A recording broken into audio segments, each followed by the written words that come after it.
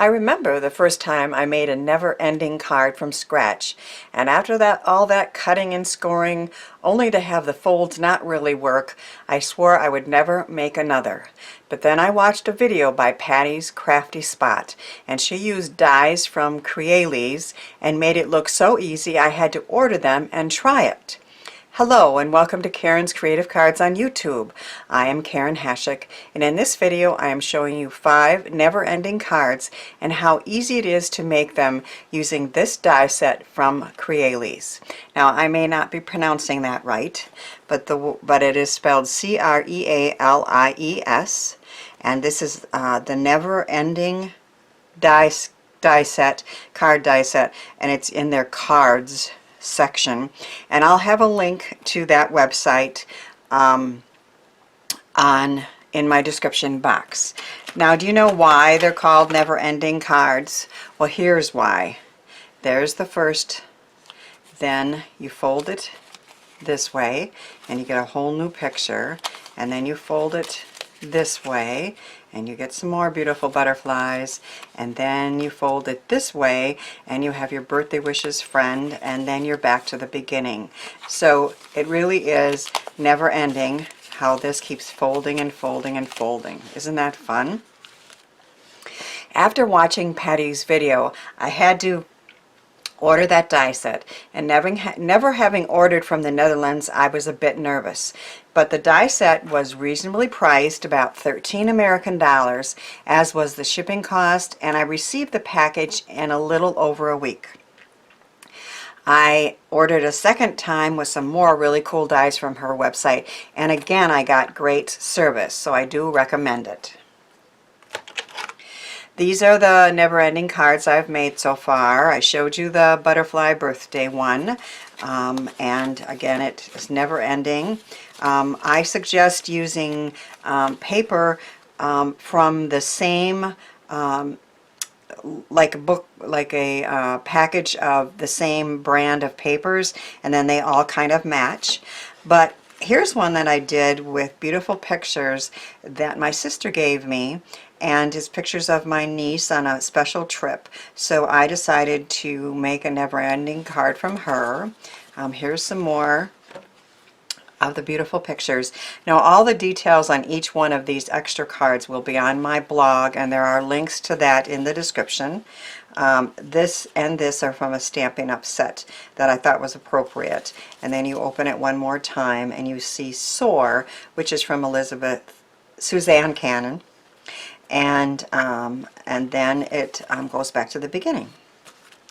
Now you can of course do Christmas cards, and I used some beautiful graphic 45 paper to make this one. So I liked that it said Merry Christmas and Winter Wonderland there. You'll find that when you're working with this, your space to actually add any type of sentiments are limited, but because the paper had Merry Christmas on it, and it also has Happy Holidays and Joy, Joy, Joy, you're getting your message across, I thought. And then here's a really pretty scene, and then here's the last page. And I like to use a lighter colored piece here that you can sign your name in. So there's a Christmas one. This is another holiday card, and I used Thermoweb's new Holiday Clear Designer Toner Sheets. I'll show you those. This one is Rustic Winter, and it has the fun reindeer and trees. And then this one is the Christmas tree one. I'm hoping these aren't glaring too bad, but these are clear designer toner sheets that you can put a foil on, and then end up with either clear sheets, which I'll show you. This is the front, and then when you open it up, this is what they look like when they're clear. So they're foiled. I used my favorite fancy foils from Gina K Designs and Thermoweb, and they are like sparkly, and again more details will be on my blog about these cards. Wishing You is a memory box, and Joy, and the other sentiments are from, again, Suzanne Cannon.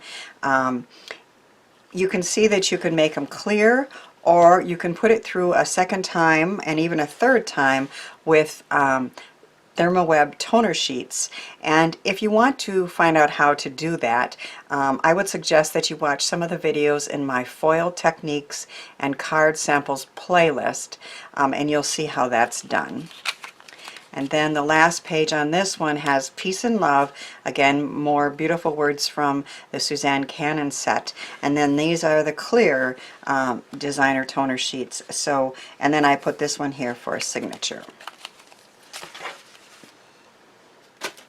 This is the card that I'm going to show you how to make.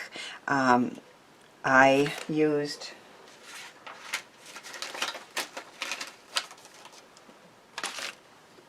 show you the supplies there. My room is limited here, but I used some word set dies from Burniston, Make-A-Wish, Happy Birthday, Celebrate, and some other greetings as well from Burniston. And then I used some paper from a preserved paper paper set from, I believe I got this at Joann's. So you can see that if you're choosing papers that are already in a pack together, then they'll match very nicely. And of course you can use whatever paper you have. But my first one is the Pretty Roses.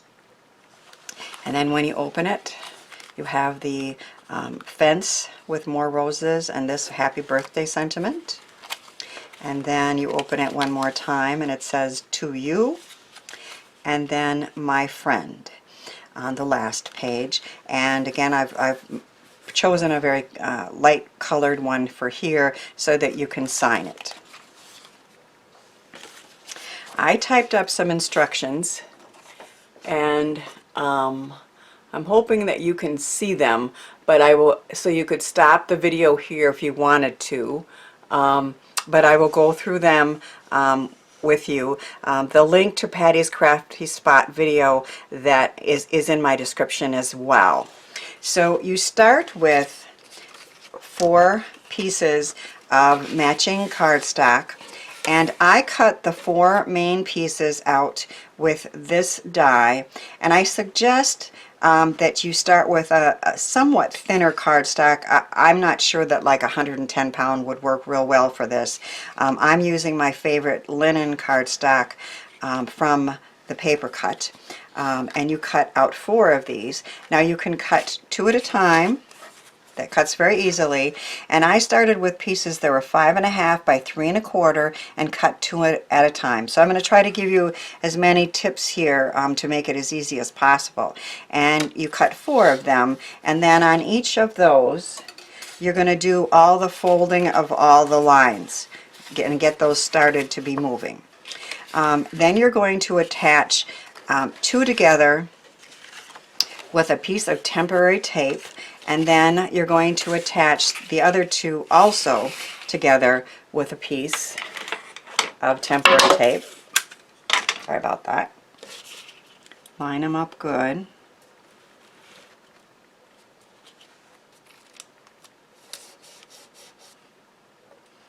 And then 2 of them are going to be horizontal and 2 are going to be vertical. So you can see that these are the horizontal ones, and then these are the vertical.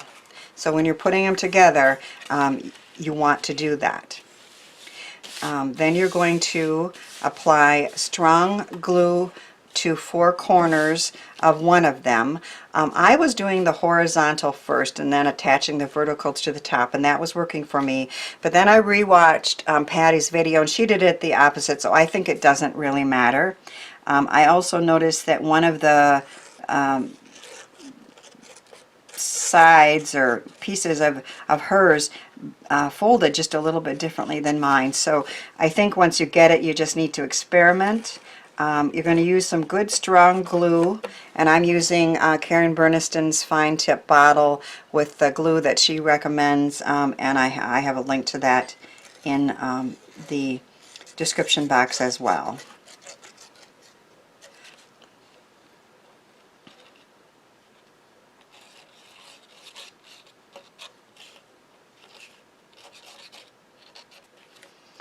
So we have one of them with good strong glue in all four corners, and then you're going to attach the other one. And because it is liquid glue, it allows you to move them and get them lined up good. Press down firmly.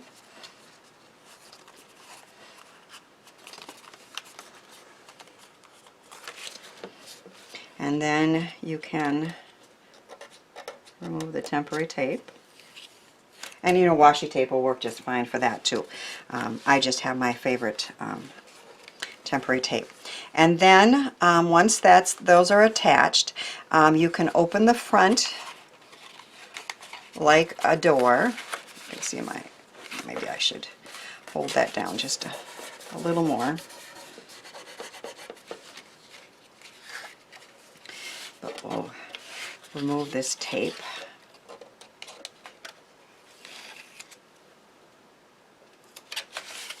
Okay, so the front piece opens like a door, and then you would have your second view. I'm going to use a bone folder to fold those down. And then your third view, you're going to lift up. Sure. Why doesn't that want to go? There we go.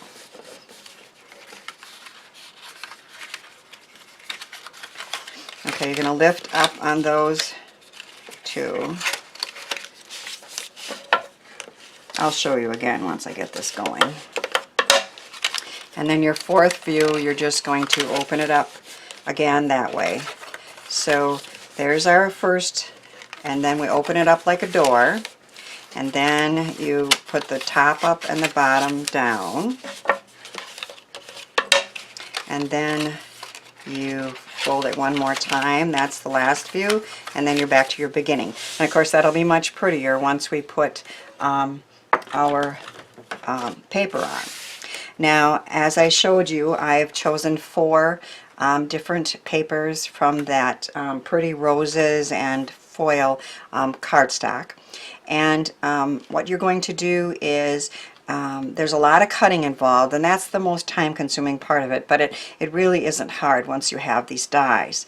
I'm going to point out to you that the dies have some that are stitched and some that are not stitched. And what I chose to do on the stitched ones is put those little 3 marks so I can pay attention to where those are. And you can do all non-stitched or all stitched, but I like cutting all 6 at the same time, so what I choose to do is use both. But you'll notice that on this front one, the stitched ones are all on the inside and the non-stitched are the outside. So I try to keep them on each page that I did rather uniform, where the stitched were and where the non-stitched were. So then if you'll notice, on this one I did all non-stitched down the middle, but I did stitched on the outside, and all stitched on that one, and again stitched in the middle. So I chose to use all 6, and of course you can do whatever you want. Now you're going to cut pieces of designer paper that you want, and there's a lot to cut here. I am going to use this, and then I'm going to repeat it, and then I have this piece, and then that center piece, and then the last piece. I also am going to die cut the words out. So I'm going to stop the video now so that you are not watching me do that whole thing, and then I'll come back. Okay, I'm back, and I'm working on the last page, and then I'll show the rest. I run all 6 of these piece dies from that set through at once, and again I pay attention to where the stitching is, and on this last page my stitching is going to be the inner 6 panels here, and the outer 3 are not stitched. I've chosen a light colored one. It doesn't match exactly, but it's from the same set where I can put my signature. I tape them down so that the pattern follows.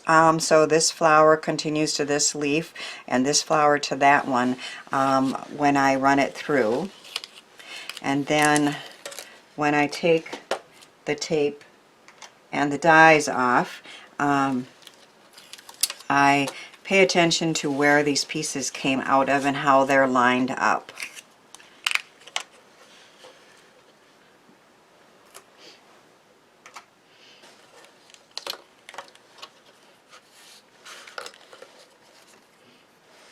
So you can see that all the paper is mostly used except this last one. And I cut these pieces 5 1/4 by 5 1/4 out of the patterned paper book, so that I could picture where each piece was going to be. I'm going to go ahead and attach these two so I can keep straight where each one goes, and that it's the right side up.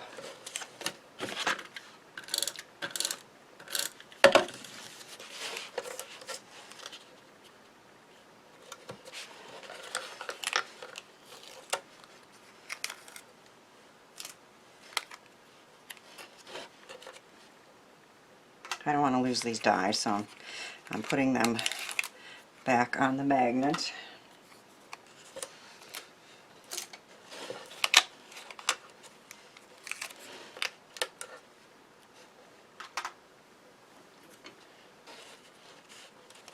So these are the center pieces with the stitching. So you just kind of follow the pattern of the card, and it's like putting a puzzle together. Not at all difficult. A little time consuming, but not that bad, and certainly fun when it's completed.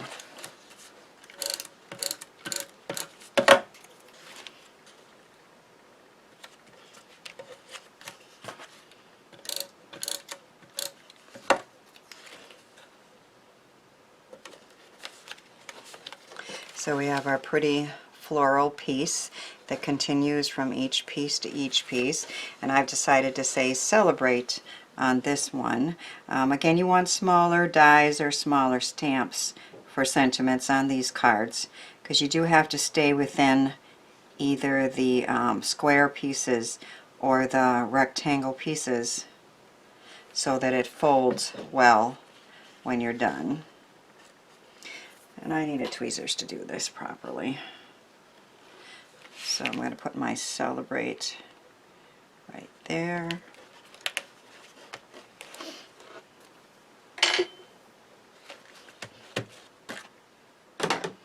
So our card is complete. We have Make a Wish on the front with pretty roses that open up to a page that has wood grain and more roses and butterflies. And then we have some French words. Happy birthday to you. Celebrate.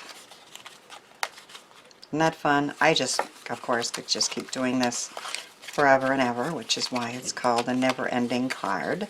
I think I'm going to send my cards to very special people, but I think I'm also going to include some brief instructions so that they know how to open it up to see all the views the first time.